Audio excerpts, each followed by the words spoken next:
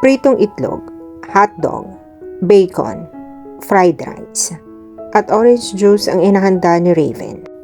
Simple nga naman ang inihanda nito, pero para kay Bella ay espesyal na iyon. Ni minsan ay hindi nito nagustuhan ang pagluluto kaya masaya siyang ipinagluto siya nito. Napaisip tuloy siya. Ilan at sino-sino na kayang ipinagluto niya? Okay lang ba sa iyon ang pagkain natin? If you want, magpapadeliver na lang ako ng ibang pagkain kung ayaw mo nito. Nag-aalalang wika ni Raven sa kanya. Ha? Naku, hindi. Okay na okay sa akin ito. Ang sarap nga eh. Aniya at kinagat ang hotdog na nakatusok sa tinidor niya. Ang tahimik mo kasi. Akala ko ayaw mo ang mga pinito ko. Nahihiyang yumuko ito habang hinihimas ang bato. Hindi. May iniisip lang ako. Nangingiting sagot niya rito. Umiikot ang paningin niya sa buong kusina habang kumakain sila. Hindi niya napigilang mapangiti. Maganda pala talaga ang pagkakadesenyo niya. Plano niyang gawin ulit ang disenyong iyon. Para kapag naisipan niyang bumukod ay iyon ang disenyong gagamitin niya. Kaya lang ay naunahan siya ni Raven. Nagustuhan mo ba? Untag dito sa kanya. Ang alin? Ang almusal o ang hideout mo? Pareho. Sagot nito. Oo naman. Thank you sa almusal. Nag-abala ka pa talaga. Hindi ko alam na marunong ka na palang magluto ngayon. Welcome. Lahat ng simpleng lutuin ay kaya ko nang gawin ngayon. Nakangiting pagmamalaki nito. Ano naman ang masasabi mo sa hideout ko? Sobrang ganda. Kuhang-kuha mo ang gusto kong mangyari. Naalala mo ba noon? Ganito ang plano kong design kapag nagkaroon ako ng sarili kong bahay. O kapag hinayaan ako ni na daddy na kumuha ng sarili kong condo unit. Kaya lang naunahan mo na ako. Natatawang wika niya. Sorry. Ano ka ba? Okay lang iyon. Para namang papayagan din ako ni na daddy na bumukod. Hindi na ito sumagot pa. Tinapos na nila ang kanilang pagkain at nagtulong sila sa paglilikpit ng pinagkainan nila. Hindi na siya nito hinayaan tumulong sa paghuhugas ng mga plato. Kaya nakontento na lamang siyang panoorin ito. Para itong modelo. Ang ganda tingnan na nakatalikod nito. Halatang may mga nakatagong muscles ito dahil bumabakat ang mga iyon sa bawat pagkilos nito. Sa sala naman sila dumiretso pagkatapos nilang maghugas. Huwag ka na sanang magagalit sa dad mo kung ayaw ka niyang paalisin sa inyo. Hindi ko na rin naman magagawang magalit sa kanya.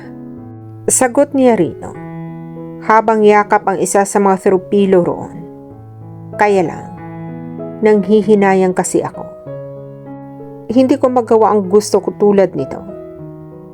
Tiningnan niya ang buong sala. Welcome ka namang pumunta dito anytime you want. Talaga? Eh di ba hideout mo ito? Okay lang naman sa aking i-share ko sa iyo ito. After all, this is your design. Okay. Naiilang na siya. Ramdam na ramdam niya ang mga titig nito. Dahilan para umasang muli ang puso niya. Huminga siya ng malalim. Kailangan pa niyang taasan ang depensa niya laban sa karisma ng lalaking ito. She swore not to fall for that same trick again. Ganoon din sila noon. Kaya nagkalakas siya ng loob na magtapat ng pag-ibig dito. Dahil akala niya ay pareho silang nararamdaman. Base sa kinikilos nito at sa trato nito sa kanya. Pero nagkamali pala siya. Kaya ngayon ay natuto na siya. At doble ang pag-iingat na ginagawa niya. Magagawa niya iyon kung itutuon niya sa ibang bagay ang atensyon niya. Katulad na lang sa negosyo niya. Raven, What? About sa negosyong gusto ko. Are you really willing to help me? Kinakabahang tanong niya rito. Baka kasi bigla itong umayaw. Yes. Nakangiting sagot nito. Itatanong ko nga pala sa iyo kung ano ba ang gusto mong setup. Tiningnan siya nito. Which do you prefer? Maging business partner tayo. 50-50 capital. O hihiram ka na lang sa akin ang kailangan mong puhunan. Tapos bayaran mo na lang ako kapag kumikita na ang business mo. Talaga? Gagawin mo iyon? Hindi makapaniwalang tanong niya rito. Nag-uumapaw ang katuwaan niya. Parang gusto niya itong yakapin sa tuwa. Sandali. Ang alin ba roon ang gusto mo? Natatawang tanong nito. Yung pangatlo. Namimilog ang matang sagot niya rito. Gusto ko sana magpatayo ng business na masasabi kong akin. Okay lang ba? Huwag kang mag-alala. Ibabalik ko rin kaagad ang ipapahiram mo sa akin. As soon as kumikita na ang shop ko. Walang problema sa akin. Kailan mo ba kailangan? Sa Monday na sana. Para ma-deposit ko na sa account ko.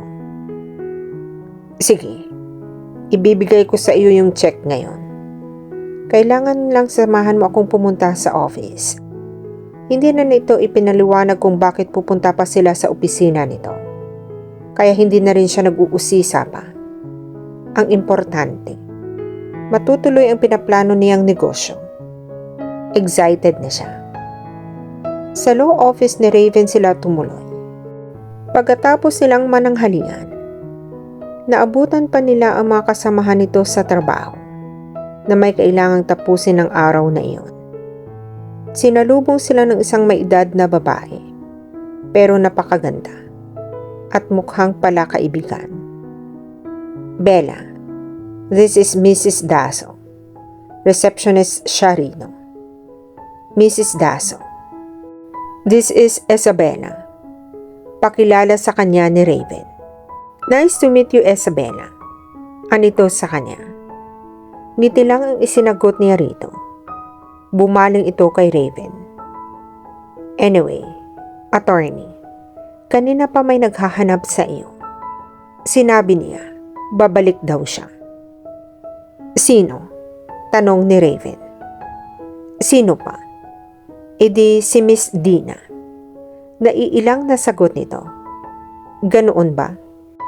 Kapag bumalik siya, tell her I'm busy.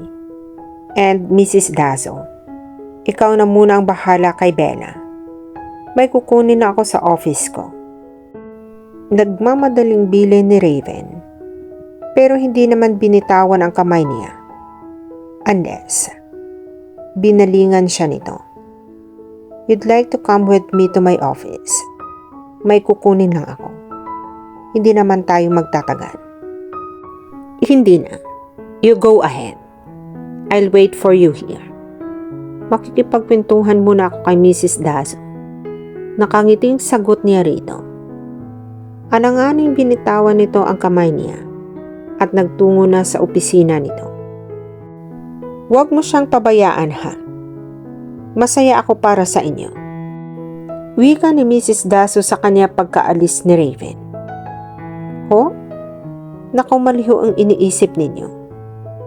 Ngayon ko lang siya nakitang ganyan kaya sigurado akong hindi nagkakamali. Huwag kang papayag na maagaw siya ng kung sinong babae riyan sa tabi-tabi. Tulad na lang ni Dina ngayon. Payo pa nito. Sino ho ba si Dina na iyon? Hindi na niya naitama ang iniisip nito sa kanila ni Raven. Dahil naintriga siya kung sino si Dina. Hindi pa ba niya sinasabi sa iyo? Yun yung babaeng habol ng habol sa kanya. Mag-iingat ka roon. Dahil gagawin noon ang lahat makuha lang si Attorney Raven. Pinagsabihan na namin siya na mag-ingat. At baka pikutin na lang siya ng babaeng iyon. Pwede na nga niyang kasuhan iyon ng harassment but he is still being a gentleman. Napaisip siya sa sinabi nito. She knew that Raven was a good catch at maraming nagpapansin dito. Pero hindi niya inaasahang may nakakatakot itong admirer. Titigil din ho siguro yun kapag nalaman niyang taken na si Raven. Sana nga. Pero mag-ingat pa rin kayo. Iba ang tingin ko sa babaeng iyon. Ipaglaban mo kung ano ang iyo. At huwag kang papayag na masignitan noon. Mahirap na. Kinindatan pa siya nito. Nginitian niya ito at hindi na nagkomento pa. May dalang maliit na itim na bag si Raven nang lumapit sa kanila at pagkatapos ay nagpaalam na sila kay Mrs. Dazo. Eksaktong aalis na sila nang may makasalubong silang isang mistisang babae na parang pang supermodel ang katawan. Dire-diretso nitong niyakap si Raven. Paglapit sa kanila, ni hindi man lang siya nito tiningnan. I missed you so much, sabi nito kay Raven. Pilit na inilalayo ni Raven ang sarili sa babae. Napalingon siya kay Mrs. Dazo. Hindi pa ito nakakaalis sa kinatutuyuan nito nang dumating ang mistisang babae. Fight, she mouthed. Hindi niya alam ang kanyang gagawin. Ibinalik niya ang tingin kay Raven at sa babaeng bagong dating. Nakawala na si Raven sa pagkakayakap ng babae at lumingon ito sa kanya. Isabella, I like to meet you, Dina, a friend of mine. Tiningnan siya ng babae mula ulo hanggang paa. Pagkatapos ay ibinalik na ang tingin kay Raven. Kusang tumas ang isang kilay niya sa ginawa nito sa kanya. Mukhang mapapalaban siya. Tama si Mrs. Dazo sa tipo ng babaeng ito. Kailangan mag-ingat ni Raven at hindi siya nagdadalawang isip na tulungan ang binata. Darling, Raven, sino na naman ang kasama mo? Huwag ka nang mag-aaksaya ng oras sa ibang babae at sa akin ka na rin babagsak. Sabi ni Dina habang unti-unting lumalapit na naman kay Raven. Raven stepped back instantly.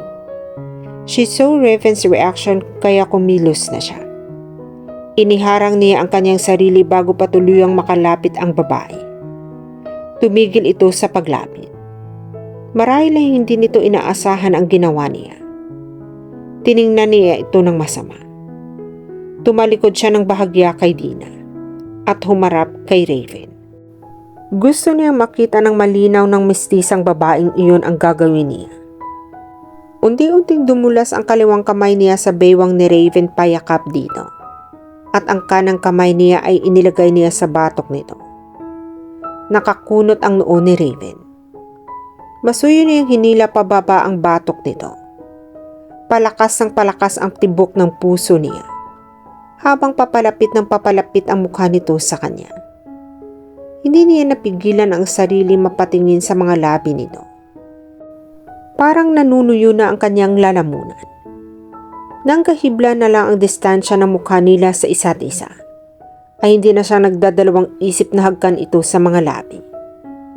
Ang halik na matagal na niyang inaasam na matikman. Napapikit siya nang maramdaman niya ang mga labi ni Raven.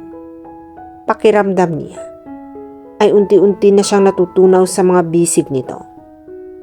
Hinapit siya ni Raven sa baywang. Nagulat pa siya nang maramdamang sinagot nito ang halik niya. Para siyang lumulutang sa ere ng mga oras na iyon. Raven's kiss grew more and more passionate. Nagpanik ang isip niya, pero hindi pa rin siya makakilos. It was her first kiss, and she didn't know what to do next. Naputol ang kanilang ginagawa nang may tumikim sa kanilang likuran.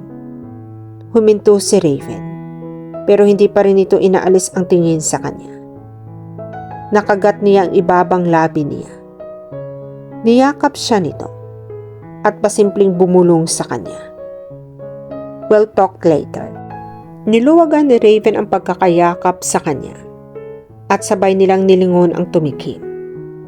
Nakita nila si Mrs. Dazo at iba pang mga kasamahan ni Raven sa law firm na nakangiti sa kanila. Sige na, umuwi na kayo. Iniinggit niyo pa ang mga narito. Nakangiting saway ni Mrs. Daso sa kanila. Hindi inalis ni Raven ang pagkakayakap nito sa kanya. Nginitian lang nila si Mrs. Daso at pagkatapos ay si Dina naman ay hinarap nila. I hope we made ourselves clear to you. Maghanap ka na lang ng iba. Raven is not available. Ayaw kong malalamang ginugulo mo pa siya. Seryosong wika ni Bella sa babae. Magsasalita sana ito nang unahan ito ni Raven.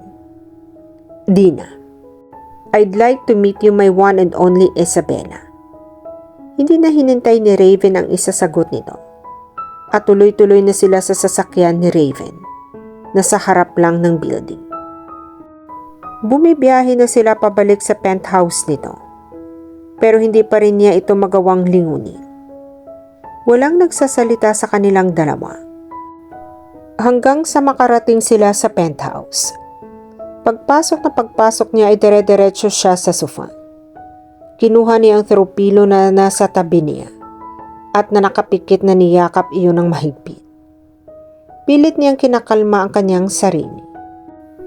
Napadilat siya nang maramdaman niyang may umupo sa tabi niya. Bella, do you realize what just happened?